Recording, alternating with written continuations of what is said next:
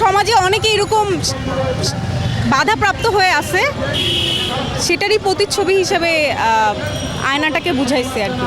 আর আমার আসলে পারফরমেন্সটা শুরু হইলে আপনারা বুঝবেন যে আমি কথাগুলো কেন বলছি। মানুষ হচ্ছে স্বাধীন থাকতেই পছন্দ করে, যত ধরনের বেড়াজাল বা যত ধরনের আটকে রাখার চেষ্টা করা হোক না কেন, কোনো না কোনো সময় গিয়ে সে সেই বেড়াজাল থেকে মুক্ত হতে চায়। শিল্পকলা একাডেমি থেকে একটা পারফরমেন্স আর্টের আয়োজন করা হয়েছে। সেটার হচ্ছে যে আমরা একজন না, আমরা হাজারজন। আর আমি যেই পারফরমেন্সটা করতেছি এটা মূলত আমার দিক থেকে মানুষ স্বাধীন থাকতে চায়।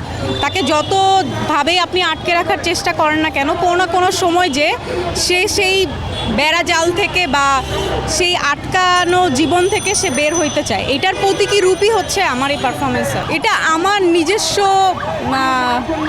নিজস্ব প্রচেষ্টা, যে যার জায়গা থেকে করবে। আমি আসলে সবসময় আয়না নিয়ে কাজ করি, যাতে সমাজের বিভিন্ন সমস্যা বা জটিলতা বা নারীদের অনেক ধরনের সমস্যা থাকে, যেগুলোকে প্রতীকী রূপ হিসাবে আমি সবসময় এটার প্রতিবিম্ব হিসেবে আয়নাকে ইউজ করে থাকি। তো নিজস্ব আইডিয়া, আর আমি সবসময় আয়না নিয়েই কাজ করি।